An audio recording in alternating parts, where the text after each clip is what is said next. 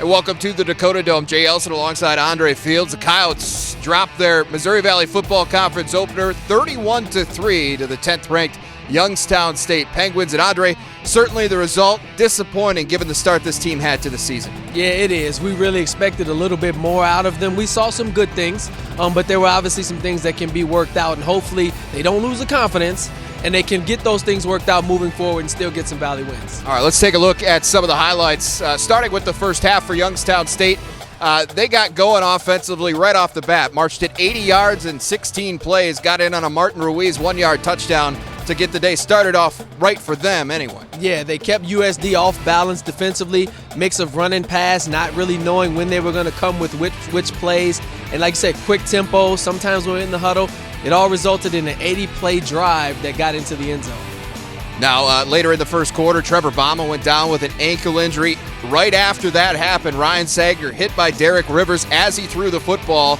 The pass was ruled a fumble, and Youngstown State picked it up, took it deep into Coyote territory, started the drive on USD's 14-yard line, but the Coyote defense really stepped up, held them to a 33-yard field goal. It was 10-0 after one. Yeah, the Coyote defense really did a good job today of not breaking when you kind of expected them to. Like you said, short field there, held them to a field goal. Other times when they needed to get 3 and outs, they were able to do that. So they essentially kept USD in this game. Second quarter, not a lot of scoring. One play, in fact, is all it took for Youngstown State. They were facing 3rd and 12 from their own 49-yard line. Really one of the only breakdowns we saw all day from the Coyote defense as Hunter Wells connects with Andrew Williams on a 51-yard touchdown. That made it 17-0 at halftime. Yeah, 3rd down and 12, and you can see both safeties were really overplaying the outside boundaries. They snuck Williams right down the middle. No one saw him, and it resulted in one of few big plays for Youngstown's offense. Coyotes were hoping to get things started to start the third quarter, but it just didn't happen. No scoring in that third quarter. In the fourth quarter, Paul Anderson has been pretty electric in the return game over the last couple of weeks for the Coyotes. He makes a mistake, tries to play a ball too deep, mishandles it. Youngstown State recovers at the USD 2-yard line, and Ruiz takes it in again for one play later. Yeah, and it's one of those things where you know that you're not supposed to catch a punt inside the 10-yard line, but at this point in the game, the way things have been going, the young man was just trying to make a play. Unfortunately, he was essentially making a play for the wrong team.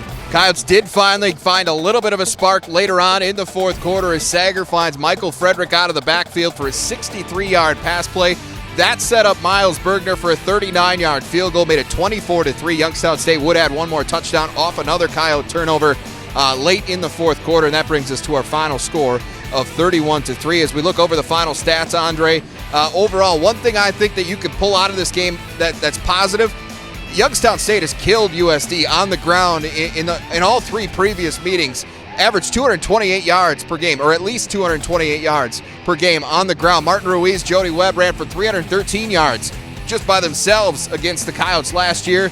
Today, the Yotes held Youngstown State to 144 yards on the ground. That's something to build on going forward for this team because they wanted to get better against the run, but they really wanted to get better against the run in the Valley. Yeah, and against this team, right, after what had happened the last few years. I mean, the only big running play was for 16 yards. So, yes, you can definitely build off of that. The 4-3 has been working to this point. Even though they lost this game, we saw that it essentially did work also today. 31-3 the final. Didn't feel like 31-3. Youngstown State more opportunistic than they were dominating in this game. You got to give credit to Bo Pelini and his team for coming in here and taking advantage of the opportunities that were laid before them. So Youngstown State proves to 3-1 overall, 1-0 in the Missouri Valley Football Conference. They return home now to host Illinois State next week. Coyotes fall to 2-2, 0-1 in the Valley. They'll be at Western Illinois next week. For Andre Fields, I'm Jay Elson. Thanks for watching.